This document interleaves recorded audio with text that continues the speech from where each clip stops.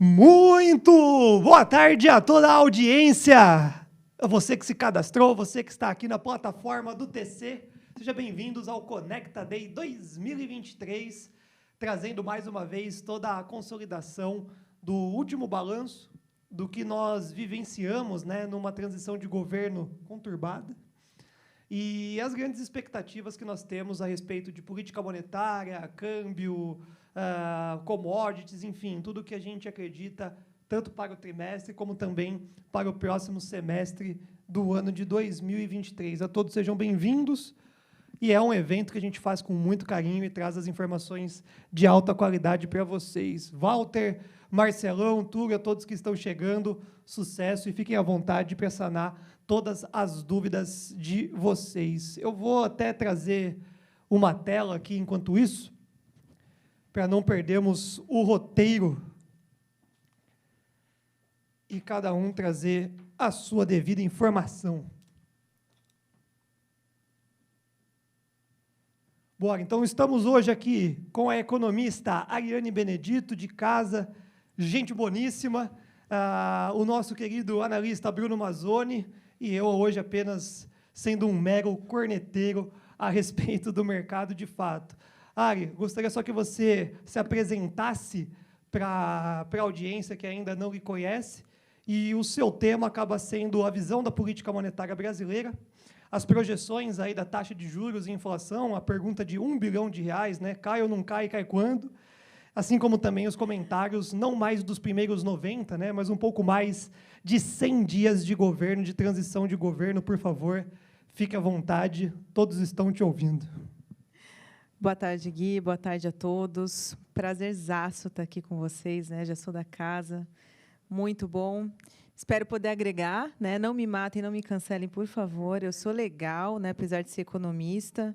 Não é fácil ser economista no Brasil. A gente vai falar disso, né? Zero tédio, né? Zero, não, muito. Cada dia é um dia diferente, assim, até o passado é incerto, né? É até assim, bem complicado fazer projeção. Apesar disso, né? Sou especialista em mercado de capitais, trabalho para o mercado financeiro há mais de 8 anos, atualmente é RI da Eixo Capital, único fundo de ativismo societário do Brasil, né, que também é bem fácil, assim, quase nada. Eu gosto de... a única coisa que separa a gente, Gui, da emoção, né, nossas emoções diferentes, é o tipo de ativo. Porque do resto, a gente adora uma coisa diferente, assim, né? Mas a minha formação ela é voltada para macroeconomia, com impacto em ativos, né? Desde a emissão quanto da aquisição final do cliente. Então, vamos bater um papo aí e analisar esses 90 dias. Sensacional. E o que a gente, fora do que nós assistimos já na televisão, né, num contexto geral de, como posso dizer, o que o povo julga como certo ou errado, de caos ou extraordinário, a gente viu que existem, por exemplo, relatórios que trazem impopularidade acima do esperado, mas a gente sabe que no mercado financeiro é diferente, teve muito impacto. Nós iniciamos o ano de 2023 com um dólar estressado, DI estressado, muita gente projetando o dólar acima de 5,50, o mercado mudou numa velocidade extremamente elevada, hoje a gente vê um dólar fechando pela primeira vez no ano abaixo dos R$5. Então, o que mudou dentro do contexto dos primeiros dias do ano para agora? As reduções fiscais foram reduzidas, ou isso é balela, o arcabouço veio sendo bizarro? O que você vê para o mercado financeiro esses primeiros dias de governo? Gui, eu acho que a única coisa que mudou de lá para cá, da posse para cá, né, foi os diálogos que foram sendo amenizados, no sentido de agressivos, e isso que foi o primeiro impacto ali pós a posse, né, que o mercado ficou assustado, aumentou a aversão a risco, enfim, aquele cenário todo, né, difuso e volátil. E por que isso mudou, né? Porque o governo entendeu que, se ele continuasse no embate, pé no peito, digamos assim, com o Banco Central, com a população, com o mercado, ele ia continuar aumentando o risco. E acho que fazer o dever de casa, dar uma estudada, que expectativa importa muito e mais do que o dado em si, né? e as travas que eles têm, né? O executivo ele pode querer tudo, mas ele não pode executar tudo. Tá? Esse atual governo ele vai enfrentar, porque ainda não começou, né, a questão das conversas, da conquista, aquele jogo, como você falou, de aquele sedução, né? A prova aqui que ele toma lá da cá, e que a política brasileira mudou muito nos últimos 5 anos, digamos assim, né? Então, isso é a grande mudança. A questão do arcabouço, que é o pivô de tudo hoje, né? O assunto principal, ambos governos, seja ele qual for, que, né, tomasse ali a posse, fosse eleito, iria ter os mesmos problemas, tá?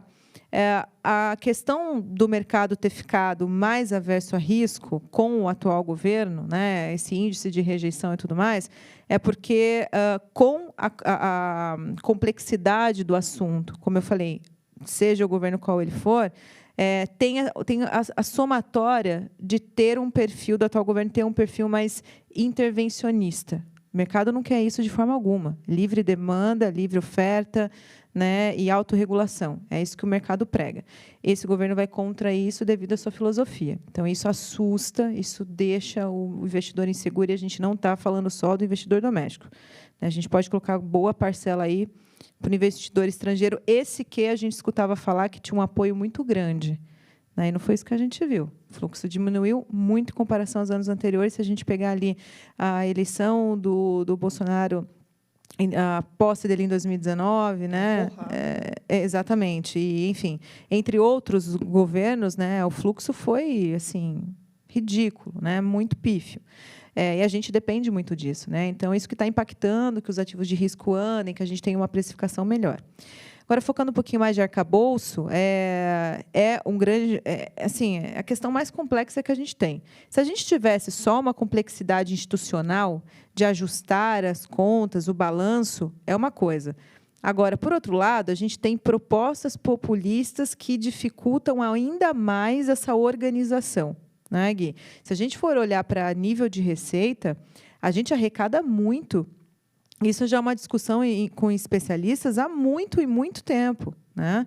A gente arrecada muito, a gente não tem um problema de arrecadação.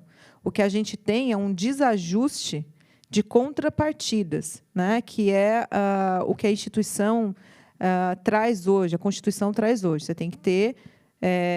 a despesa ela tem que ser lastreada por uma receita, certo? E tem algumas receitas, algumas arrecadações, que para contas que é muito desproporcional os tamanhos. Uma despesa maior que outra receita, você não pode utilizar outra para cobrir isso. Então, acho que se focasse mais no sentido de organizar essa contabilidade pública, seria mais efetivo do que ficar discutindo o que aumenta, o que tira, o que põe, enfim. Né? Só que aí você está puxando a pontinha do novelo. Né? Você tem que desenrolar esse embaraço todo. Não é simples assim. E aí você esbarra na Constituição. E aprovar... Imagina, aprovar uma emenda já é difícil. Você imagina a lei. Né? E o atual governo não tem quórum qualificado na Câmara e no Senado, nem para projetos simples atualmente, que foi uma própria fala do Lira, não é minha fala, né, é deles, e que não vai tocar nenhum projeto de quórum qualificado, por exemplo, reforma tributária, enquanto não tiver essa arrumação de casa e esse poder de diálogo tranquilo para causar menos instabilidade. Tudo isso, então, Ara, a gente pode trazer para os nossos ouvintes que é a maior dificuldade de nós acreditarmos numa taxa de juros caindo agora em maio, por exemplo. É uma grande discussão que nós estamos vendo após um arrefecimento do CPI, do IPCA. Pode ser também. Os dois, ambos acabaram arrefecendo, mas a inflação aqui no Brasil animou bastante essa ideia de uma queda de juros em maio. Juros real extremamente elevado, mas todo esse contexto que você nos traz é onde dificulta, então, ser possível a gente comentar numa queda de juros em maio. É tecnicamente impossível a gente falar de uma taxa de juros em maio? Queda? Gui, impossível não. Impossível não. Né? A gente tem a próxima semana aí de muita atenção no texto que será divulgado. Né? O texto é a bala de prata. Ele pode vir muito bom, como ele pode vir péssimo, ou ele pode vir igual à proposta. Tá? Então, a gente só vai poder afirmar realmente isso na próxima semana com o texto. Essa alta do dólar, essa antecipação de expectativa positiva que está acontecendo agora, ativos de risco subindo, dólar caindo, curva de juros fechando, advindo do IPCA divulgado ontem, abaixo das expectativas. O que é isso? Apenas uma antecipação, uma sinalização do mercado. Isso é duradouro? Não. Isso sinaliza que a gente teve uma melhora do ambiente? Não. Por quê? Porque o principal vetor de volatilidade, que é o arcabouço fiscal, ele vem para ser discutido na próxima semana. Então, pode ser que a gente tenha todo um retorno daquele cenário negativo para a próxima semana.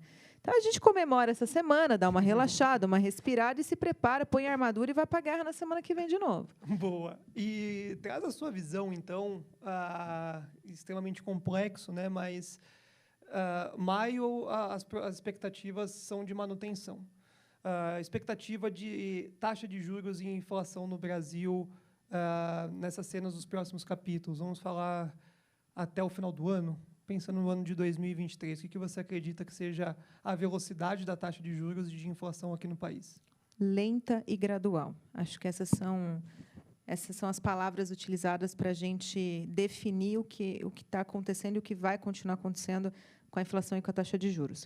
A taxa de juros brasileira tem espaço para ser ajustada no sentido de corte? Tem, e tem muito, olhando apenas para juro real.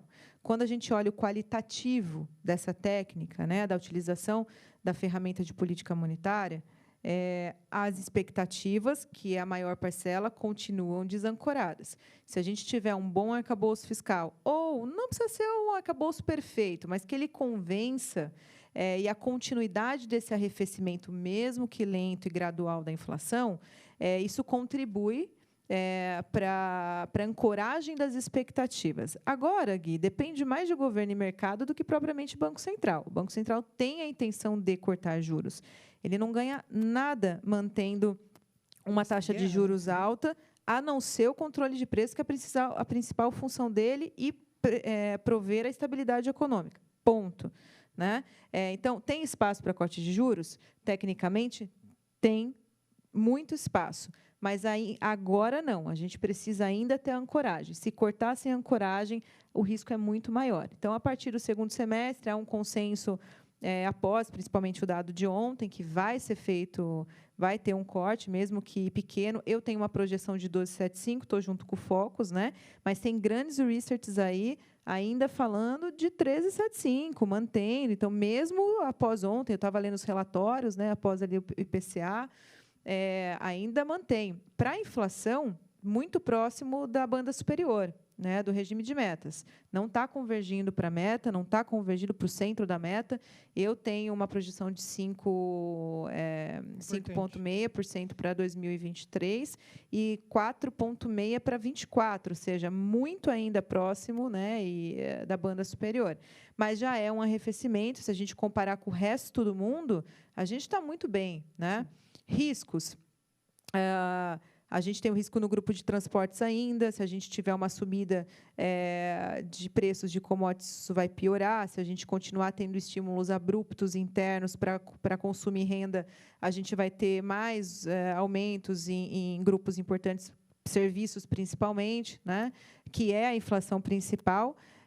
Mas a gente, para fins de política monetária, preços administrados, ele entra só no balanço de risco, porque essa parcela o Banco Central não controla, não consegue atingir. Mas isso piora a qualidade, porque preços administrados contaminam toda a cadeia produtiva, toda a cadeia econômica. Então, tem que ficar de olho, e hoje os maiores riscos estão nesses grupos, e principalmente os grupos de transportes. Esses são os riscos para a inflação atualmente. Muito obrigado. Eu vou pedir só para você complementar ou até mesmo revisitar a tese, depois do Bruno trazer principalmente petróleo e minério, né, que naturalmente vai gerar uma vol aí no câmbio e também nessas expectativas monetárias. E aí, Brunão, você está bom? Dê boa noite aos nossos espectadores para a gente começar parte do seu show. Fala, Gui, boa noite, Ariane. Tudo bem com vocês dois aqui? A Ariane, acabei de ver, o Guito a tarde inteira com ele aqui. Boa noite para vocês que estão acompanhando a gente. Bom, pegando de carona a conversa de vocês, acho que é muito complexo estudar a inflação, por isso que ser economista deve ser um pipinaço enorme, né? Ainda mais... Não recomendo. Não recomenda, verdade. Mas aqui eu vou dar um adendo, não entrando no estudo da Ariane, mas até perguntando para ela, né? Olhando para a história do empreendedor brasileiro, e principalmente não do PIB, mas da Bolsa, que a gente fala muito de Bolsa, a gente vai comentar sobre petróleo e sobre ações. Na sua opinião, você acha que, nos últimos 20 anos, vamos pegar aqui, o empreendedor, a empresa blue chip da Bolsa brasileira, ela está mais preparada, isso é na massa encefálica de quem a comanda, para enfrentar essa situação econômica atual e os desafios que você falou, saindo um pouco do arcabouço e olhando mais para macro, que seria juros, inflação, petróleo, minério, transporte, petróleo, vamos focar em petróleo. Você acha que o Brasil e os emergentes vão se aproximar mais dos ricos, dos países ricos, ou os ricos vão se aproximar mais do Brasil? Porque me parece, né, a gente está falando de Bolsa Americana, e é o único adendo que eu quero dar aqui, para não colocar muito o papo de economia, é que o investidor e, muito provavelmente, o empreendedor americano, por exemplo, ou europeu, eles não estão acostumados com esse cenário, por exemplo, de uma possível estagflação lá. Tá? Agora, nós aqui, faixa preta, 2015, 2016, conseguimos, balanço das empresas hoje são literalmente bem melhores, mas todo mundo está na mesma laia. Você acha que a gente tem alguma vantagem? Uma pergunta minha, só para invadir o seu canto, e aí o Gui, se quiser, eu pulo ali para falar do petróleo e minério no gráfico ali. Perfeito, Bruno. Eu acho que mais o desenvolvido se aproximar do emergente do que a gente deles. Até porque, né, o principal afunilamento para parcerias comerciais atualmente é a China, né, que estamos buscando ali. Os países desenvolvidos eles estão com realmente mais dificuldade do que a gente para resolver o problema da inflação, a inflação persistente, né, e que eu estendo ali para um diagnóstico de mudança estrutural de consumo pós-pandemia, né, ou seja, a gente já não sabe mais ao certo, não existe muito artigo ainda revisitando magnitude de juros para atingimento necessário de preços, né. Isso vai fazer com que todo mundo revisite expectativa, projeção, olha isso eu estou falando de empresas mesmo, para projetos, investimentos, né? Mas é muito diferente o comportamento de mercado de anos e crises anteriores. Assim, não dá nem para comparar. Acho, sim, que as empresas estão muito bem preparadas, né? Acho que, das últimas crises para cá, as empresas, né, que adentraram o mercado brasileiro já vieram com esse risco na conta. Tá? O grande problema é que, aí eu jogo para vocês de novo, que olham mais, né, ativo de equities, é a questão do crédito. Né? A gente trabalha com ativismo, é muito normal ver ativismo com crédito e não com equities, que é o que a gente faz. Hoje, a gente questiona mais o manager, né, a cabeça, o gestor. Depois do caso Americanas, acendeu um alerta ainda maior, né, no mercado. Então, eu acho assim, hoje, tem 2 pontos principais que impede que a gente seja vencedores ali de fluxo, né? Ainda os impasses que causam desconfiança para uma instabilidade política, muito mais do que fiscal, que aí entra macro, né?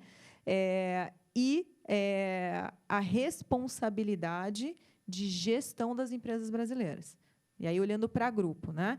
Só que ao longo do tempo, os grupos eles tendem a se acertarem, a se organizarem, né? Os grandes controladores, enfim, né? Entre a sua própria carteira de investimentos, né? Então, eu sou um pouco diferente ali dos gestores que trabalham comigo, né? Pessoas muito mais velhas, mais tempo de mercado, já vi outras crises que eu não vi, só vi no livro, né? São mais pessimistas. Eu estou um pouco mais otimista. Eu nunca escondi isso, né? Talvez porque o jovem tem que acabar, né? A gente é mais otimista com as coisas, mas eu acho que as empresas estão enfrentando muito bem. E aí eu tenho certeza que a maioria dos investidores, mas e a quantidade de demissão? Está enxugando. Isso deveria ser um sinal de, olha, estamos fazendo alguma coisa para salvar essa empresa, né? Não dá para salvar todo mundo no meio de um furacão. arrefecimento de mercado de trabalho é o grande objetivo do Fed, por exemplo, hoje, né? Precisa ver isso desacelerar, precisa ver. E aí tem a parte que sofre, mas, por outro lado, se tiver uma aceleração nesse processo, a gente sai desse processo mais rápido também, sai com oportunidades, com empresas mais sólidas, e você cresce com mais estrutura. Tá? Então, eu acho que o Brasil tem esse ambiente hoje. Tá? A gente tem tudo para ir muito bem se a gente conseguir passar essa instabilidade política e se a gente conseguir diminuir o problema de governança corporativa que a gente tem a rodo aqui hoje. Beleza. E ela já chutou para o gol, porque minha próxima pergunta ia ser, poxa, os nossos bancos estão bem mais resilientes que os gringos. E, como alocador de recursos, a gente é Banco Futebol Clube. Já era ano passado, mas ano passado acabou sendo só a Itaú e Banco do Brasil os grandes vencedores. Talvez esse ano aqui o IFNC, que é o índice financeiro, bata o Ibovespa com certa vantagem. Boa, Brunão. Eu vou preparar ali a sua máquina para a gente começar, na verdade, com o Ibovespa e dólar para trazer uma leveza ali para o pessoal que está nos ouvindo. E fiquem à vontade, principalmente para continuar o bate-papo cabeça. Difícil falar de projeção econômica em 2023. Depois reclamam que a gente erra muito, né, Bruno? Mas falar de analista técnico, principalmente fundamentalista também. A gente está olhando para a esquerda ou para o passado. É mais fácil. Né? Agora, vocês, por exemplo, que vão olhar sempre para o futuro para tentar ajudar o gestor, que não está falando, tentar tomar uma decisão no presente, putz, não é brincadeira, né? É bem mais desafiador. Você falou a questão do banco, achei interessante, né? Eu também sou do time banco, né? E a gente tem um mercado muito diferente, né? E uma coisa que o economista abomina, que é a concentração, né? Aqui a gente tem um mercado extremamente concentrado e lá fora não, né? Economista abomina, mas investidor adora, cliente odeia. Eu acho que a gente odeia esse cliente. Mancada falar isso, mas assim, não deve ser muito legal ser cliente telecom e talvez o setor financeiro bancos. Agora a gente tem bancos digitais, está melhorando um pouco a diversificação. Mas investidor adora um monopólio, né? Faria Lima adora um monopólio. É verdade. Bora lá. Não, a última coisa que eu ia falar, como eu não sou economista, eu chuto, às vezes, na rádio, por exemplo, que eu e o Gui participamos, eu falo para o pessoal, olha, o setor financeiro nosso passou, na década de 90, os bancos, o que, muito provavelmente, os regionais norte-americanos vão passar, ou estão passando agora, tá? Principalmente quando vira aquele 1 ponto tantos tri lá, começar a ser resgatado em depósito e aquilo ali tiver que ir para a provisão, sair da parte escura ali, de que não aparece nos balanços, né? Você concorda que vai dar uma aglutinada no setor americano ou o Fed consegue salvar e manter essa concorrência? Não sei quantos bancos tem no sistema americano hoje, mas são vários. Você acha que eles vão se aproximar a ter meia dúzia de JP Morgans da vida? Os bancos de investimento vão virar comercial? Ou você acha que não? O Fed consegue ter uma bala de prata ali para manter a vida boa para o investidor, para o consumidor e para a indústria de bancos, que lá é muito mais diversificada. Aqui temos 4. Sim. Eu acho que a bala de prata é o dinheiro do Fed, né? Está investindo para a put do Fed. Ele vai lançar uma put do Fed, não ou não? Exatamente, né? Que não fizeram isso em 2008, por exemplo. Né? Então, eles estão correndo, estão acelerados, estão colocando a mão no bolso, né? Indo contra ali da política monetária deles, né? O objetivo. Isso deu uma balançada nas projeções, principalmente. Não era esperado, mas foi, bacana. Não vão deixar fazer a contaminação, que é essa quebradeira toda e concentração de novo nos grandes bancos. Então, até o momento, não. Existe um consenso que não existe contaminação, que não vai acontecer, tudo pode mudar, né? A gente, dependendo aí, todo mundo esperava um resultado pior para tech e indústria, né? E não estava olhando para banco. Eu acho que esse foi o maior susto, né? Ninguém estava olhando financeiro, tá? Todo mundo olhando lá tech, indústria, vai ferrar, vai cair, vai apertar. E de repente você toma uma do banco, você fala, nossa. E aí de novo, gestão corporativa, governança corporativa, principalmente Silicon Valley Bank. Você até pela sensibilidade com os juros, a gente espera que nem a indústria aqui sofre muito mais do que a Faria Lima com os juros subindo. E lá, o primeiro que estourou foi um banco. Realmente foi difícil de prever. Quem previu, parabéns. Bora. Fala um pouquinho, então, Brunão, de dólar, de índice. O contexto, acho que todo mundo entendeu. No final das contas, para resumir essa primeira etapa, taxa de juros cai, mas não cai tão fácil. né? Esse é um contexto, e principalmente antes de uma aprovação final desse arcabouço.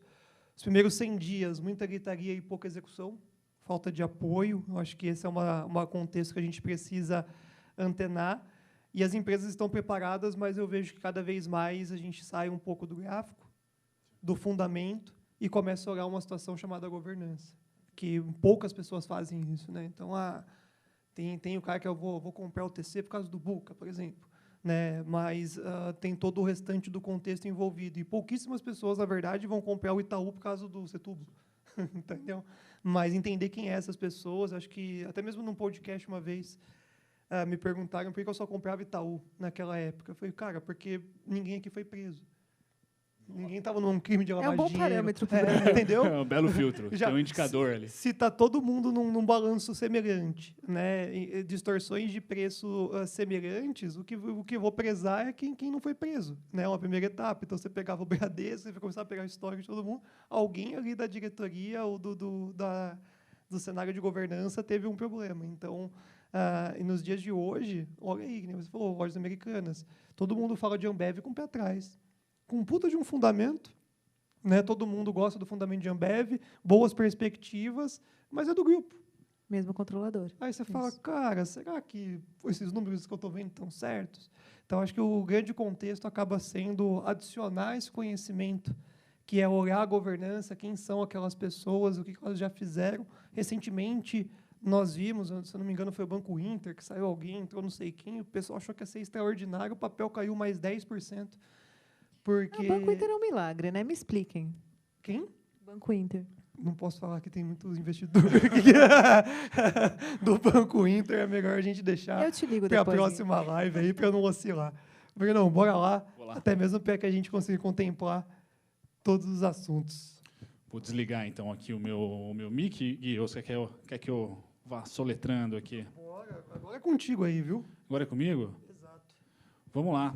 Acho que a dinâmica que eu tenho aqui, Gui, até você pode me ajudar antes de eu partir com tudo, DXY e commodities, então dólar versus commodities, depois eu tento passar aqui para o EWZ, e aí a gente entra para o Mundo Brasil aqui, que você é craque, o nosso dólar e o nosso índice. Você prefere que eu inverta?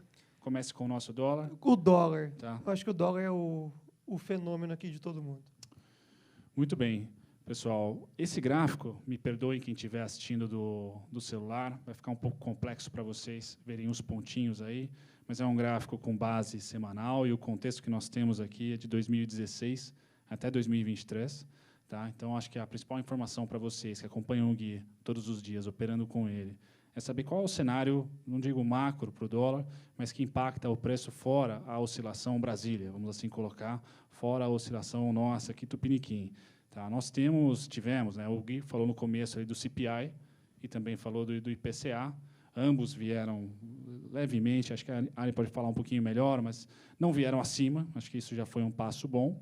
Tá? E nós temos alguns dados que não são atrasados norte-americanos de economia, tá, que começam a apontar uma atividade menos pujante por lá. Então, é de se esperar em abril, e aí para locadores, vendedores e compradores de mini dólar, é de se esperar para abril ainda a manutenção de um dólar mais fraco, porque com dados econômicos fracos de atividade, ou pelo menos não batendo o consenso de mercado, mais inflação não sendo um pipinaço lá para o Powell, a probabilidade que a curva de juros americana descanse. Tá? E aí o DXY, contra as outras moedas, também não tem um protagonismo muito grande. Tá? Com isso, a gente entra esse mês aqui de abril, esse contrato, pessoal, eu tentei colocar para vocês no gráfico ali, o estamos aqui, na parte inferior canhota, tá? Para quem tem afinidade com Desculpa te cortar, um zoom é possível? É possível. Bruno, então você vai ajudar muita gente dessa forma. Sim, sim. Boa, bem lembrado, viu, Gui? Acostumado aqui com... Agora sim. Então, essa parte aqui, pessoal, esse contexto que vocês estão vendo, agora sim com o zoom, valeu, Gui, é de 2016, 2017, se não me engano, ali, Levi, transição, Dilma, impeachment, e já pega um pouquinho também do Meirelles. Tá? Então, esse período que vocês estão vendo com a setinha vermelha, nós tínhamos aqui um juros muito elevado, 14,25, tá? E o dólar, vocês puderam ver ali, que não conseguiu se mexer.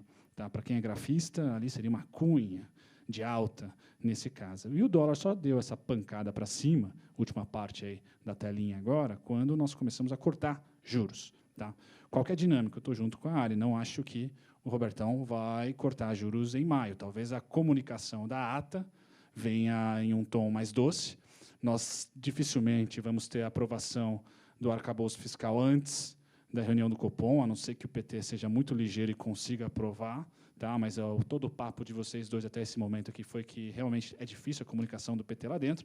Então, é de se esperar que os juros continuem forte para abril e comecinho de maio, empurrando esse dólar, se não houver nenhuma surpresa de dados econômicos americanos, então, tupiniquim aí, se não tiver nenhuma surpresa altista por lá, a gente deve manter esse dólar baixista, agora não mais o 5,30, sendo aquela banda de perigo, aquela banda boa para se vender. Talvez não, eu acredito que a gente tenha ganhado aí pelo menos um degrau abaixo, quem sabe o 5,110 agora passa a ser uma resistência e não mais o suporte. Eu trabalho aqui no gráfico, vou dar um zoom um pouquinho melhor para vocês, no 5,214, 5,21, então 5,24, como sendo a parte superior da cunha baixista, agora já estamos em 2023.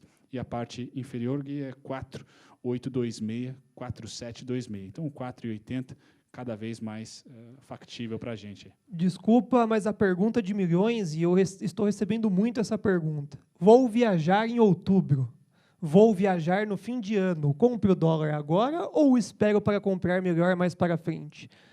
Seria maravilhoso pôr a Ari nessa conversa, que a gente põe ela na fogueira. Eu, Bruno Mazzoni, como analista técnico, não há melhor, até pela sazonalidade do agro, entrada de grana, vindo de soja para cá. Então, a gente deve ter o Fed não atrapalhando, os yields não atrapalhando por lá, os yield curves, né, a curva de juros não pressionando nos Estados Unidos, DXY também não ganhando protagonismo. Então, o melhor momento, os melhores contratos para se comprar dólar, e na economia real, você na sua casa de câmbio aí, é abril e é maio. E para mim, se eu tivesse intensidade, seria ali na segunda quinzena de abril boa, primeira quinzena de maio interessante, e aí deu pepino com o arcabouço ali em maio, putz, já é um primeiro pepino. Já veio dados fortes americanos no payroll de maio, primeiro pepino, mas abril, acho que você espera cair mais um pouquinho, bateu 4,86, 4,82, é o seu gatilho desse segundo trimestre. Boa, não, a maior provocação acaba sendo essa. A gente tem uma expectativa, então, dos 4,80 a 4,70, mas ainda há algumas condicionais, principalmente o fiscal.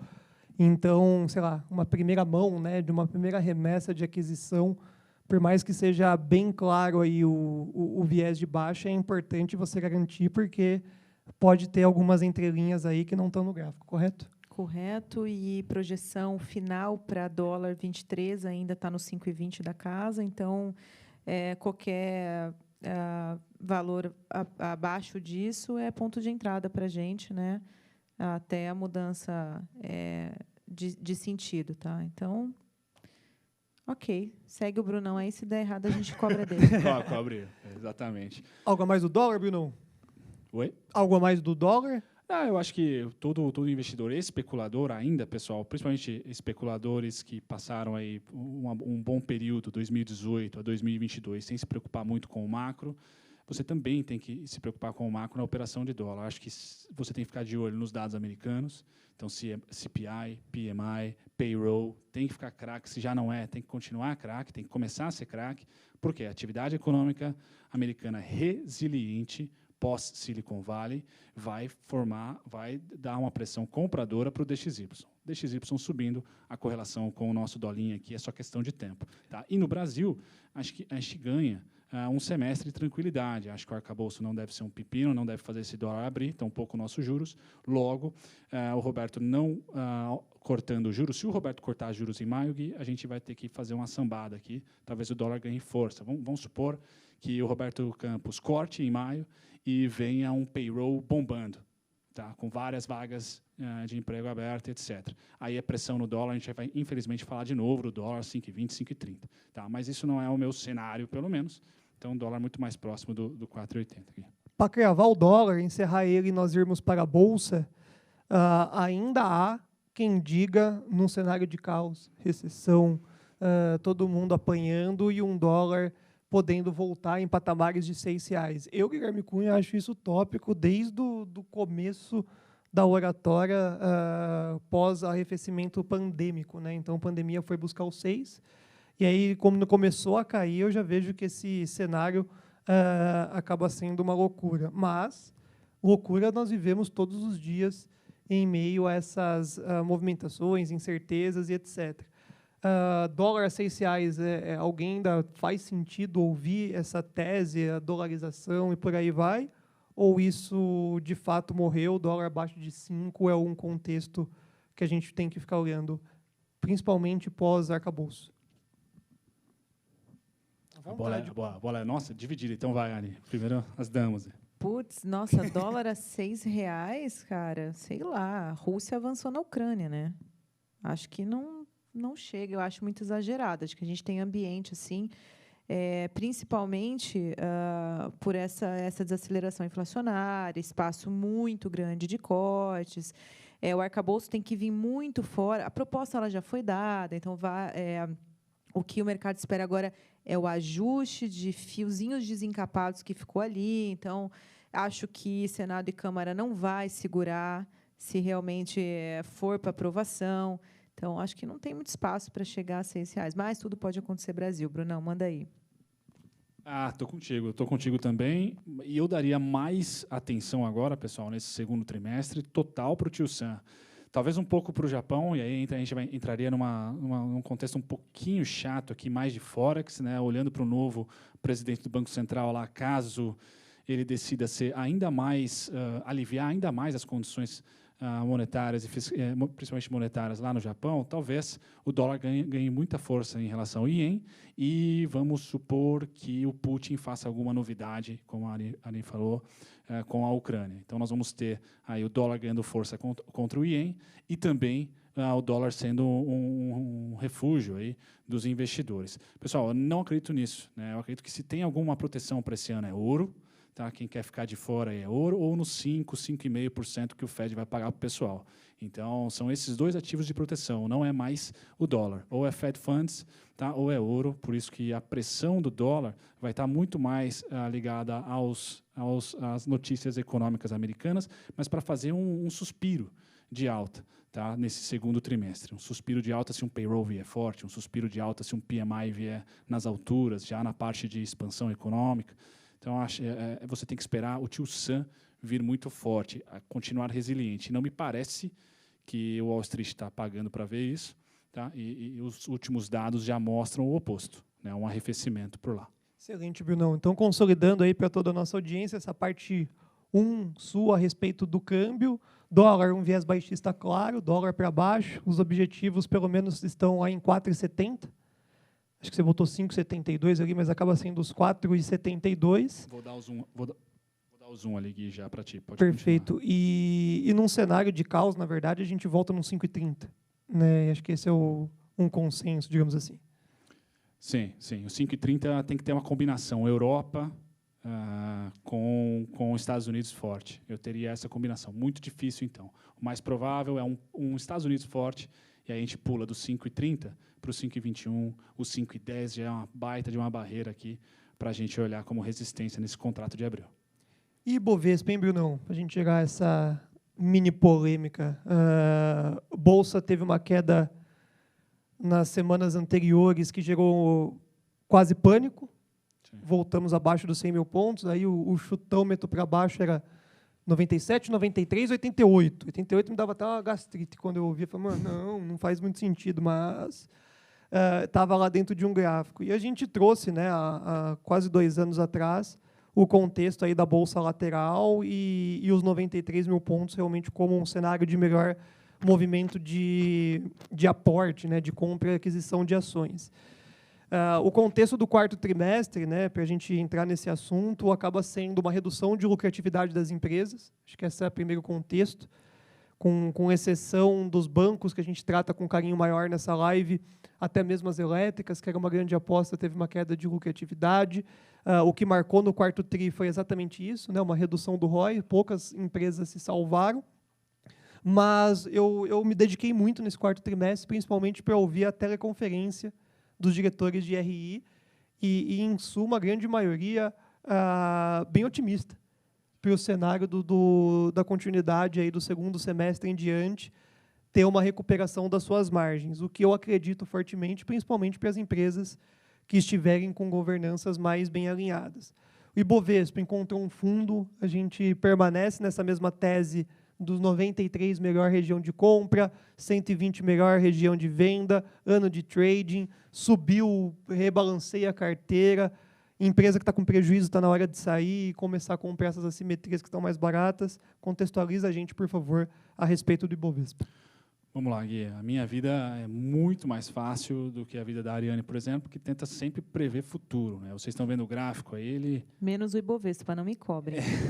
Nossa, aí seria demais.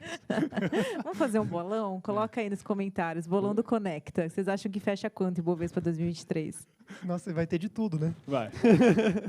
Já vi até 150, então ó, a gente está em 110 hoje batemos, né, Gui? Então, ó. Uhul, a vida é um paraíso comprimido. Exato. Bom, então a minha parte, pessoal, o que acontece? Os eventos mudaram dos últimos 30, 40 anos para cá, mas o comportamento ele pouco mudou. Então eu deixei no gráfico para vocês. Aí esse não é o gráfico com os pontinhos bacaninha para se operar. É mais o gráfico de como antenar as expectativas para você investidor e para você especulador também, seja de Ibovespa ou seja de stock picking, né, das ações que você mais gosta aí para o longo prazo.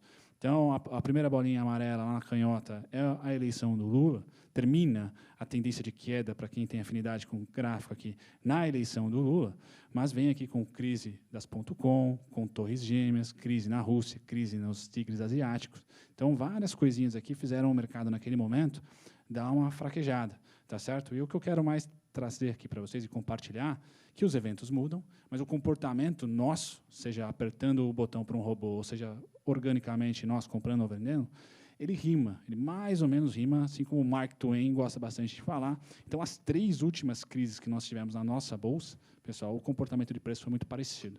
Tá? Então, nesse momento, já transportando vocês aqui para 2023, o que eu tenho aqui? Para o alocador de longo prazo, Gui, a gente fala 102,915 para baixo, a gente entra no período de desconto, onde num gráfico mensal, como esse que vocês estão olhando ali, a gente só vê caudas abaixo dessa região de preço, tá? E ali 1 mês ou 2, o mercado fala, poxa, aqui está barato demais, eu aceito o risco PT, por exemplo, eu aceito o risco a queda das commodities, eu aceito o risco que venha a ser, porque o valuation achou o seu limite. Todo ativo da Bolsa, e a nossa Bolsa, pessoal, não é PIB, só as melhores companhias do Brasil realmente estão ali, e poucos setores são representados, a gente tem que olhar para banco, a gente tem que olhar para quanto que a tonelada de minério de ferro está sendo precificada em Dalian ou em Singapura, tá? E tem que olhar para o petróleo Brent. Tá? São as 3 grandes coisas, são os melhores presidentes que o Brasil tem, são esses que eu acabei de comentar. Então, o ciclo atual é um ciclo onde o pico das commodities, petróleo, na minha opinião, passou em 2021, pico do minério de ferro também, e agora a gente está passando por a mesma situação de 2011 e 2012. Tá? Com a única diferença que eu não acho que em 2014, por exemplo, a gente vai encontrar um xisto da vida e vai ter o petróleo despencando. A gente deve ter um crescimento global razoável, com essa tese de muitos analistas aí que o mundo vai perder a globalização como viveu nos últimos 20 anos e vai acabar sendo multiglobalizado, aí todo mundo trazendo algumas indústrias estratégicas para dentro de si, para dentro de cada país específico ali. A gente pode ter um consumo de commodities agradável, uma OPEP, que hoje é do petróleo, ela pode virar a OPEC da soja, pode virar a OPEC de qualquer outra commodity e grão específico, como o milho. Tá? Eu acho que é isso que a gente vai ter como dinâmica econômica, vários países ali com mais proteções em relação às suas commodities, à sua exportação e seu comércio em si. Isso fortalece. Por isso que a minha pergunta para a Ariane no começo é, será que os desenvolvidos vão se aproximar da gente ou a gente se aproxima deles? Eu acho que, economicamente, esse cenário, como está posto hoje, infelizmente com uma guerra, né, facilita. O que coloca isso para o nosso índice, então? Facilita os emergentes, no caso. Então, 102.915 entra numa região de desconto e a beliscada para baixo, seja por uma canelada do governo ou por alguma queda brusca do petróleo para depois recuperar, ou minério de ferro, tá? Os 92, os 89, os 93. Então, são as região dos 102 aos 93, para o longo prazo, melhor região de compra para o próximo ciclo de alta que a gente vai ter. Tá? Na parte superior, Gui, a gente tem o 111,250, que é ao meio do caminho, não está bom nem para o vendedor e nem para o comprador, então uma região de equilíbrio, para você ali apostar em um ponto ou outro, você vai estar com risco-retorno 1 para 1. Tá? As melhores vendas acabam sendo no 123.500, que seria essa linha de tendência de baixa que vocês estão vendo com uma dificuldade aqui, tá? Mas eu acabo reportando para vocês o mesmo tirando o zoom do gráfico, e agora levando para o último ciclo ruim da Bolsa, que foi 2010, 2015, o mesmo tipo de comportamento. Então, chegou nos 123.500 que a gente, com o cenário atual, com o ciclo de negócios atual, eu não vejo uma nova China acontecendo, algum país sendo ali grande deflacionário por produção industrial e tampouco sendo um grandíssimo consumidor, fazendo uma inflação de commodities tão gigante quanto nós tivemos aqui na primeira década dos anos 2000. Então, bolsa lateral aqui e nos Estados Unidos. Uma dúvida que chegou aqui para a gente, acho que é bem pertinente nesse atual cenário que você está comentando, por mais que nós contabilizamos uma queda de lucratividade no quarto tri de 2022, a Bolsa está se recuperando. O que engaja a gente falar em 120, já que as empresas estão tendo lucratividade menor? Vamos lá. Eu acho que a boa parte da Faria Lima tem paura do período Dilma. Esse é um gráfico mensal, pessoal. E aqui estamos em 2010 a 2015. O que levou a Bolsa, os candles, as velinhas verdes, aí são altas. O que levou a Bolsa, por exemplo, a subir em 2012, em 2013, tá, e testar a máxima histórica ali pós-2008, pré e pós-2008. Então, é preço. Tá? Você sempre fala que tudo tem preço na Faria Lima, tudo tem preço em ativos de risco. Então, chega um momento que o investidor americano aperta um botão. O EWZ, por exemplo, é o botão que ele mais gosta. Tá? O brasileiro aqui é mais criterioso, vai escolher uma ação ou outra. Então, dentro desses ciclos de alta, de uma tendência de baixa do gráfico, pessoal, a gente pode ter, por exemplo, como esse segundo trimestre, uma valorização maluca das small caps, empurrando, ajudando o Ibovespa a subir. A Vale caindo por causa de um ciclo de minério de ferro que a gente pode comentar, e a Petrobras explodindo, porque a gente tem uma pressão enorme depois do corte de produção da OPEP. Então, o que leva a subir, pessoal? Preço. Conjuntura econômica, e aí a Ari pode falar um pouquinho melhor, é o que faz dinheiro de verdade, essa super tendência aqui, ó, tá? Pós-impeachment, aqui nós tivemos um novo arcabouço fiscal, fundo no minério de ferro, fundo no petróleo, acabou o xisto nos Estados Unidos, todo mundo voltou a prestar atenção na OPEC, e crescimento, tá? Pífio, o Brasil cresceu 1% aqui, no máximo cresceu, mas a Bolsa, pessoal, ela, sei lá quantas vezes triplicou. Então, o ciclo de negócio é o que realmente vai pôr dinheiro no seu bolso. Nesse momento, a gente está travado. Sobe, um semestre? Sim, mas é por preço, não pelo ciclo de expansão. Sensacional, Brunão. E aí a gente, olha que maluquice, né? Papo bom e cabeça vai bem rápido. A gente tende a ir para os finalmente e contextualizando aí, então, esse ciclo de petróleo e minério. Você falou hoje dentro do ATC Rádio a respeito do petróleo, achei bem legal esse movimento a respeito do petróleo, por isso que a gente tem que ficar bem esperto com a Petrobras, por mais que tenha o risco político, ela ainda poder subir. E por fim, você levantou uma bola, que também a pergunta das pessoas aqui é, então a gente precisa talvez olhar uma Small 11 com mais carinho, ou algum setor dentro das Small Caps faz sentido, e as oportunidades que são o setor financeiro bancário, que é o que a gente mais acabou preparando para a live. Vamos lá, Gui, com a parte subjetiva, então, sem colocar o gráfico e os pontos. Tá, eu considero, o Small 11 eu não sou fã, eu falei para você na rádio hoje, né, durante a nossa participação, particularmente eu prefiro o Trig 11, inclusive é um dos gráficos que eu separo, então dentro do mundo de Small Caps, de Micro Caps, se você não quiser fazer um stock picking, né, se você não quiser escolher uma ação específica, você vai para o ETF, que é uma cesta. Eu sugiro a todos que estão nos assistindo a pesquisar toda a composição desse ETF, ele é mais agressivo. Se você quer realmente aquela empresa que vai subir 400%, tá no Trig 11. Mas sim, Gui, também o Small 11. A janela que a gente criou até maio, ou seja, maio são os resultados. O que vai acontecer? Preju. Então, a política monetária está fazendo efeito, os resultados vão continuar sendo ruins, só que a percepção do mercado está para frente. Tá? Então, qual vai ser a dinâmica da sua Small Cap? Resultados ruins e preços estáveis, lateralizando. Esse gráfico que vocês estão vendo aqui, queda do ETF. Eu poderia colocar a Magalu aqui, ia ser muito parecido. Então, nós tivemos 2021, segundo semestre em diante, queda. Política monetária. Bacana. Durante alguns incentivos fiscais, nós tivemos, fiscal faz preço de curto prazo, que das PECs nós tivemos algumas altas, dentro de uma tendência de queda. Então, o que nós estamos vendo agora? A alta. Tá? Qual a diferença de 2023, desse gráfico aqui para frente, a minha projeção? Tá? É que a gente perde a tendência de baixa, mas a gente não ganha a reversão para alta. Certo? A gente só vai manter essa região de preço. Então, você que é trader, Gui, vai o quê? Vender nos 35,94 e comprar nos 29 e nos 28. Hoje está a 30.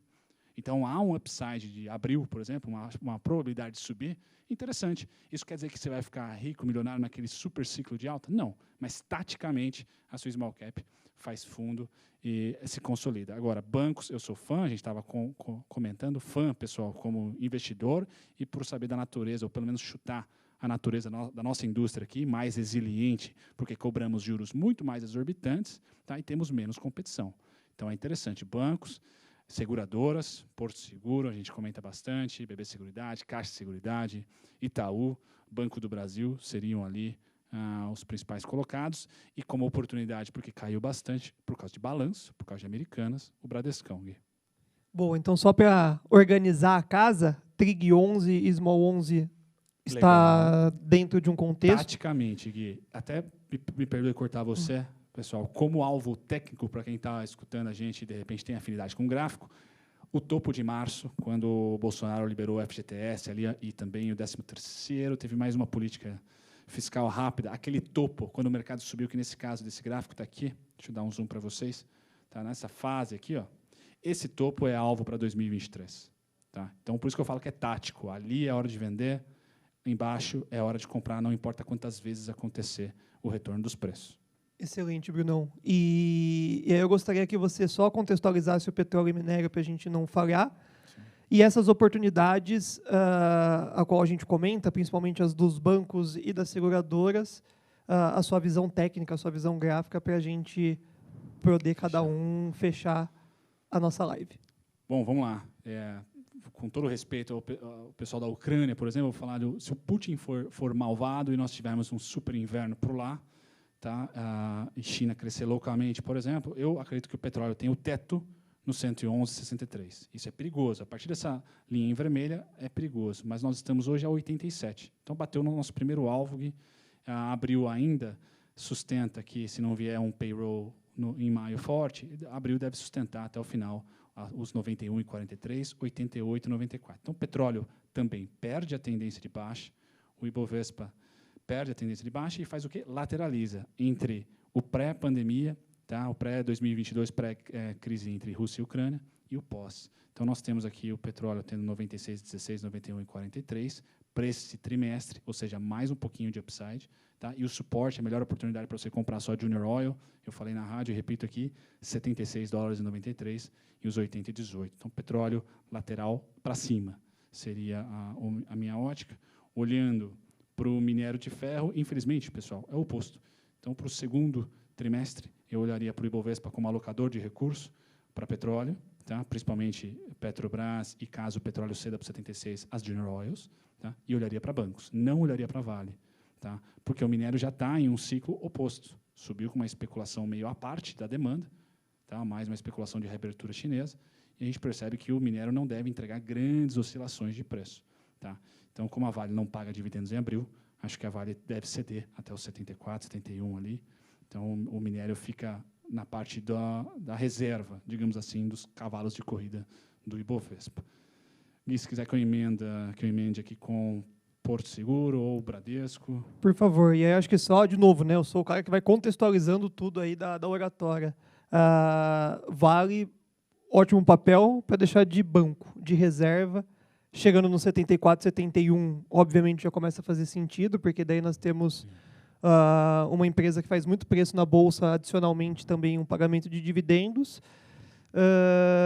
Boa, Brunão. E aí, utilizar exatamente esses pontos para que possa atrelar o contexto de compra, correto? Esse é o movimento de Vale que, obviamente, todo mundo tem que estar dentro do radar. Sim, eu vou tentar expressar a minha opinião rápida, senão vocês vão dormir, tão chato que é ficar olhando o gráfico. Mas você me deu o mouse e o laptop ferrou, né? Mas vamos lá, voltando ao minério de ferro, pessoal, o que o minério de ferro fez aqui? Qual foi a máxima desse gráfico bonitão para quem manja de análise técnica? Essa máxima aqui em cima, onde estou circulando, tá? Foi feita em 2021. Essa foi a máxima do minério. E de 2021 para cá, pancada para baixo. Concorda? Legal, pancadão. Voltamos aqui a 2019, certo? Quando a gente olha para a Vale, oposto, pessoal. Ela não caiu junto com o petróleo, muito pelo contrário. Ela está 3 vezes testando a máxima histórica, mesmo com o minério despencando em relação a 2021. Entendi. Pessoal, estava 200 e tantos o minério, hoje está 100 e pouquinho. Então, vamos lá. É natural que 2023 a Vale fique sambando, que ela comece a caranguejar, o que o Ibovespa está fazendo. Tá? Então, máximas aqui em 86,77, 82,56 bateu hoje. Tá? Perigo quem comprou hoje, pessoal. Por quê? Eu acho que vai ceder, vai perder essa máxima, essa mínima, perdão, aquele candle azul, e vamos chegar no 74, 71, não para reverter para baixa, para estabilizar. Por quê? Porque eu tenho para o minério de ferro uma estabilização entre 111 e 128. Aqui, ó. Minério segundo trimestre, curtíssimo prazo, aqui. 2023, Gui, voltamos para 94. Em algum momento, esse ano aqui, a gente cede um pouquinho mais. Foi perfeito. Agora ficou mais claro, né, o porquê não entrar na, entre aspas, bucha Vale no curto prazo. Para curto prazo. Para longo exatamente. prazo, sempre vale, né? Sempre vale. Boa. E os bancos, Bruno? Você estava com um gráfico bem interessante aí para nós. Comparado com o Ibov, a gente comentar os resultados e partir para as possíveis dúvidas aí. Cara, eu prometo ser muito rápido nesse aqui. Então, pessoal, primeiro, generalista, né, Gui? Eu utilizei aqui como cobaia Banco do Brasil e Itaú. Contexto, pessoal, 2010 para frente. Tá? E em cima, em candles e não em linhas, nós estamos vendo aqui o Ibovespa. Tá? Mesmo gráfico, escala logarítmica, bacana. Qual que é por que eu acredito que bancos é um bom estoque, um setor, né, para você escolher? Porque eu volto, de novo, minha vida é mais fácil que da Ariane, porque eu olho para a esquerda, para o passado. Então, o comportamento no Dilma, vamos assim colocar, e com todo o contexto que nós tivemos naquele momento, também de fiscal e também de mundo, vamos assim pôr, de crescimento baixo, esse foi o comportamento do Ibovespa, muito guiado por queda violenta do petróleo e também queda do minério. Tá? Ambos fizeram um fundo em 2016, que foi o fundo da nossa bolsa. Tá? O que eu estou imaginando para o petróleo e para o minério? Estabilização. Ou seja, o Ibovespa tende a repetir isso daqui. Já está repetindo. É engenheiro de obra pronta quase aqui. É o mesmo movimento. Tá? Só que o que os bancos fizeram naquele momento? Subiram. Como mostra os dois aí, Itaú e Banco do Brasil. Então, eu quero destacar o movimento oposto.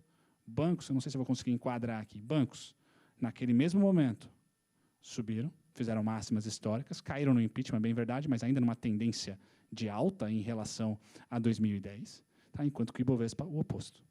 Tá? Então, se você quer se diferenciar do índice de um BOVA11, por exemplo, eu vejo que, inclusive, quem eu estou utilizando aqui é o setor bancário, pela crença de que a nossa indústria bancária aqui é mais resiliente. Boa. E para entregar uma pergunta, Bruno, eu vou falar um pouco mais do que eu olhei de balanço e você, por favor, nos complemente com um gráfico de Bradesco, tá? Principalmente se for possível. Sim, sim. Bradesco, pessoal, de longe de ter sido um bom balanço, já é recorrente uma entrega de um balanço não tão agradável.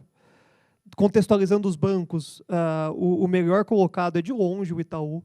Quando você olha todas as linhas, faz a leitura do release e juntamente com a Paz, que é uma teleconferência de Itaú, nunca vi ser conturbado uma teleconferência de um Itaú Unibanco. E mesmo assim, com um provisionamento de 100% do PDD, o ROI está em 18%. É uma situação muito bizarra isso. O Itaú entregou um resultado que realmente é invejável pelos atuais contextos. Banco do Brasil, hoje foi um assustador. Eu estava de fora do mercado em um determinado momento à tarde, quando eu entrei na rádio, estava subindo 7%. Achei que estava errado. Eu perguntei algumas vezes para realmente acreditar que estávamos tendo essa alta no Banco do Brasil. E sim, estamos rompendo tudo quanto é resistência, com um balanço também bom, mas podendo, obviamente, não conseguir manter essa mesma qualidade nos próximos trimestres. É o que me preocupa um pouco mais no Banco do Brasil. Por isso que a gente não consegue falar em compra em Banco do Brasil. Itaú é compra todos os dias, se você quiser. Comprar um pouquinho de Itaú, todos os dias você naturalmente vai fechar o ano agradecendo por esse contexto. Agora, o Bradesco, ele é um cenário onde eu estava pegando o elevador hoje com o Dr. Siziuski, e ele pegou e falou assim, cara, falar mal de Bradesco, se você algum dia clicou em Banco Pan, Inter e tudo mais, você tem que tapar. Ele estava muito revoltado. Assim, ele falou, você vai falar de um banco de resultado bilionário que está ruim? Né? Então a galera gosta de se envolver em situações que, obviamente, o upside pode ser muito maior, mas o Bradesco, ele se autodestruiu. no quarto trimestre. Por quê? Ele poderia simplesmente ter reduzido o PDD, o que ele demonstra para todo mundo. Ele coloca um PDD menor, tenta recuperar isso durante o processo dos próximos trimestres e pronto, mataria a charada. O Bradesco não estaria abaixo de 14 hoje, que é quase uma ofensa. Se a gente for pensar em todo o caos que nós estamos vivendo e a última linha, que acaba sendo 20 bi em 2022 de lucratividade, Sim. abaixo de 14 é muito bizarro. Mas ele decidiu, além do contexto da Basileia, provisionar muito mais e limpar essa sujeira do crédito aí que virou atrasos, e ele já provisionou. O que eu trago de conhecimento, principalmente do banco, acaba sendo qualquer recuperação é lucratividade. Depois de um PDD dessa magnitude, as possibilidades de nós nos surpreendermos com o Bradesco, a apresentação de balanço segundo e terceiro trimestre é muito grande. Mas você tem que comprar essa ideia, que o Bradesco não errou em outros créditos e que ele conseguiu minimamente recuperar parte do que foi concedido, né, de PDD. E aí esse papel ele pode ser, bizarramente, começar a se enquadrar em segundo ou, quiçá, ultrapassar um deslize de um Banco do Brasil e Itaú Unibanco, que é difícil manter a qualidade que foi apresentado. Então, o Bradesco eu vejo como um alto risco que eu compro entendendo um pouco mais das renegociações, entendendo um pouco mais da recuperação do crédito e pelo autoprovisionamento. Eu classifico como positivo esse autoprovisionamento, porque limpou. Já não aguento mais. Isso daqui eu acho que não vem mais R$1. E se vier, é lucratividade. Então, eu acredito que as cenas dos próximos capítulos para Bradesco são sensacionais. R$17 é onde eu acredito que eu vejo o Bradesco nos próximos 2 trimestres. E ele virou um papel muito técnico para o lado ruim, né? Apresenta balanço, desaba e lateraliza. Mas agora o retorno para os 18, que é referente ao terceiro trimestre do ano passado, até o terceiro trimestre desse ano, é uma carimbada. E aí, graficamente, você pode me desmentir ou trazer uma tristeza, porque os 14 está uma pedra no sapato muito grande. Boa, Gui. Eu acho que o problema para o preço do Bradesco, por exemplo, como você falou, chegar nos 15, né, nos 17, não é o Bradesco, né, mas ele depende do Itaú, depende do fracasso do Itaú e do fracasso do Banco do Brasil. Porque está muito nítido hoje o trade. É Banco do Brasil e Itaú.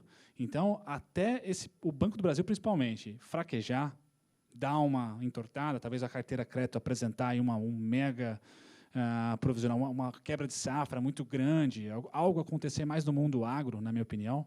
O problema do Bradesco é que a pandemia ele postou muito em pessoa física, né? E aí o crédito é mais fraquinho, né? O Itaú o Itaú mais PJ e o Banco do Brasil foi de peito aí com o agro. Então a gente depende de uma fraquejada. Eu acho que o agro, assim, não estou torcendo, né? Mas pode vir a ser um pouco mais volátil. O Itaú é difícil. Então o fluxo do Itaú permanece. O Itaú está bem mais descontado em termos de preço, não de valuation, do que o Banco do Brasil. Tá? Quem você vai ter que ficar ali gorando, talvez até um long e short, é Banco do Brasil e Bradesco. E o patinho feio acaba sendo Santander. Bradesco, Gui, acho que ele vai retornar mais uma vez para os 12,40. Tá?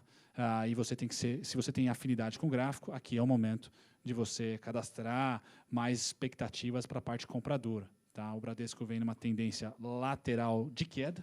Caso bata nos 14,80 ou 15,52, tecnicamente, Bruno, é venda ali. Não é compra. Agora, o fundamento do segundo TRI, lá em maio, deve ser razoável. Tá? O problema é que vai vir bombando o Banco do Brasil, safra recorde, etc. A carteira de crédito provavelmente vai crescer. Então, os operacionais da Bseguridade já colocam um mensal forte. Então, fica difícil. O setor está muito premium. O Bradesco tem que se destacar muito. Boa. Bancos estão consolidados aí como grandes oportunidades, principalmente Itaú Unibanco. E para você voltar aqui do nosso ladinho, o que não comprar, Bruno? Você deu um insight muito importante que é a Vale, mas nesse atual contexto, principalmente quando está tudo subindo, sim, o que você não pode comprar para não ficar de fora da festa e ir para o churrascão trader com aquela cara de gol contra? Bom, primeiro, falando do timing dessa semana, Gui, final de primeiro TRI, começo de segundo TRI, então todas as empresas que estão em ETFs passivos vão ganhar em rentabilidade. Então, se você conseguir se desvencilhar de empresas não líquidas, então olharia primeiro para a liquidez. Liquidez é o nome do jogo. O Fed salvou os banquinhos, os bancos médios lá. O S&P subiu para chuchu, então o gráfico de liquidez está muito ligado, intrinsecamente ligado com o S&P 500. Tá? Então, M2, siga aí o dinheiro, o supply, a oferta de dinheiro. Então, aqui no Brasil não é diferente. Quem compõe o EWZ, quem compõe o IBOV, quem compõe o Small 11, quem compõe o Trig, sai na frente das empresas que não compõem. Então, base de liquidez baixa. E eu olharia, sim, para um short. Olha, você gosta de commodities, eu olharia, se não short, ficar de fora da Vale, do minério, e aos poucos comprar celulose. Tá? E já petróleo tem mais um pouquinho de upside. Quem que eu gosto mais? Eu estava falando para você. Valor. Então, valor eu gosto de TOTS, gosto de Porto Seguro. Porto Seguro está num setor interessante, num valuation interessante, e está com deflação dos itens de auto, né? Itens de carro, aí, que foi muito prejudicada no ano passado. Então, Porto Seguro eu acho que é para ontem. Minério de ferro fica no banco de reserva. Tomem cuidado, com certeza, com empresas não líquidas, porque vai ficar fora do range do gringo, vai ficar fora do range do institucional, que, por mandato, não compra. Boa. Só para finalizar a sua etapa, que nem você comentou, né? A gente estava hoje em frente a uma parte do Bank of America aqui no Brasil e a gente ouviu, né?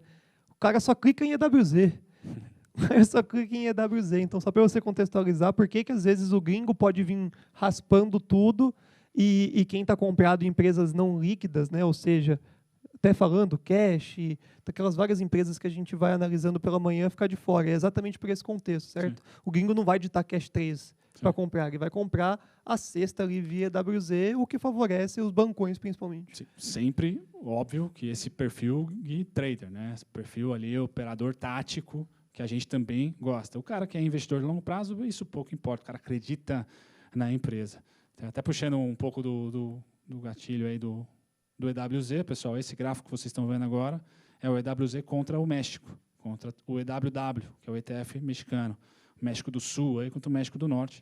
E olha a diferença, o gargalo aí para os nossos irmãos em relação ao nosso índice. Então tem um upside bem interessante. Se você aposta que o México cai, ele fecha essa boca de jacaré. Mas se você aposta que o Ibovespa sobe, estamos só no começo. Boa. Ari, por favor, faça depois de tudo que a gente trouxe na live, fazer o seu fechamento, o que você gostaria de incrementar para os ouvintes que ainda aqui nos permanecem, em questão de oportunidade, o que você vê que pode ser interessante aí para os investidores, principalmente pensando no ano de 2023. Bom, Gui, a gente ainda defende, né, dentro do contexto macro, uma carteira mais defensiva, mais redeada, né? Isso para quem vai segurar, né? Não vale para quem opera mercado. O importante é pegar as distorções, né? A gente acredita em muita volatilidade, um impasse ainda para ativos de risco ainda esse ano.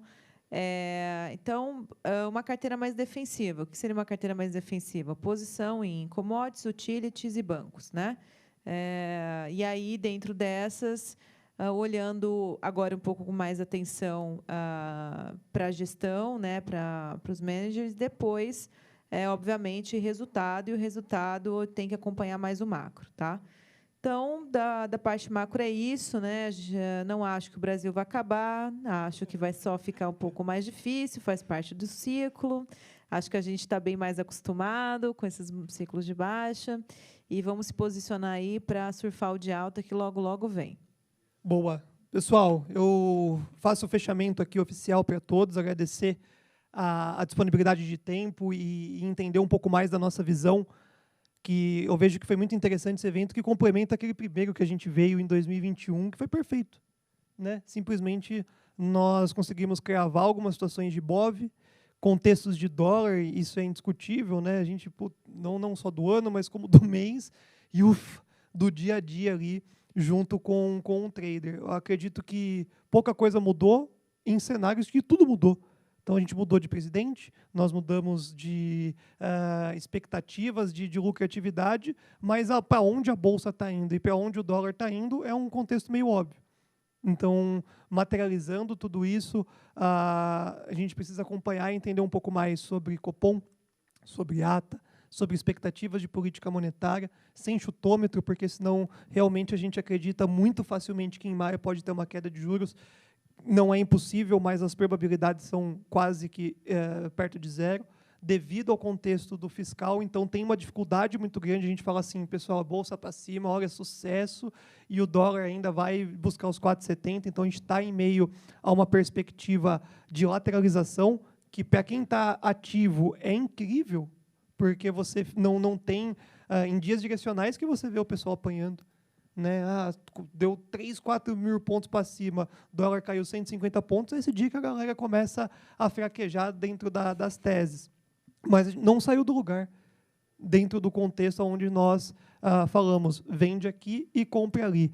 Então, dólar relaxa, está abaixo de 5, viés é de baixa, mas também não é a partir de agora, eu já acredito que não é uma desabada.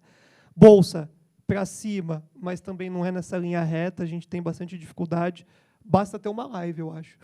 Para cair 3 mil pontos, uma live bem feita aí, aqui no nosso país tem esse poder devido a essa fragilidade. No mercado acionário, eu sempre estou mais otimista do que pessimista, mas sempre racional. Estava comentando também nos corredores, eu me livrei de tanta besteira nessa alta. Nossa, foi uma glória essa alta, porque deu para ir limpando. Nossa, eu clicava em zerar numa felicidade que era muito boa, porque daqui a 2 dias, 2, 3 dias, eu estou com esse recurso disponível para aproveitar essas oportunidades, que são as mais óbvias. Pô, como é que eu não vou comprar Porto agora, nesse preço? Como é que eu não compro um risco adicional num Bradesco, por exemplo? Então, acho que esses são os grandes contextos que nós gostaríamos de atualizar vocês. A gente vai encerrar a live e aqui, sei lá, na segunda-feira, acredito que seja um dia bom, um PDF realmente, né, com a visão da Ariane, com a visão do Bruno, com a visão do Guilherme, para poder ajudar cada vez mais vocês dentro das tomadas de decisões. E, por fim, sempre cravando, né, que iniciamos uma trajetória também através de um fundo de investimentos aqui dentro da casa, o Pandora Conecta, onde o grande contexto acaba sendo aquisições de cotas em meio a essa loucura onde você não pode deixar de aproveitar algumas oportunidades, né? Para que você não erre numa tomada de decisão única e exclusiva sozinho, diversifique. O valor é quintão para você começar a abrir o fundo, é varejão, para que vocês consigam estar cada vez mais próximos dessas teses. Depois de 6 meses, a gente consegue mensalmente reproduzir lives semelhantes a essa, com os resultados da evolução da cota do fundo, e fiquem à vontade para sanar qualquer dúvida, principalmente na descrição aqui, que vai subir em todas as plataformas de streaming, TC, YouTube, etc., o nosso contato direto aí com relações com os investidores. Beijo, pessoal, muito sucesso, obrigado aí mais uma vez pela audiência, até a próxima, fui!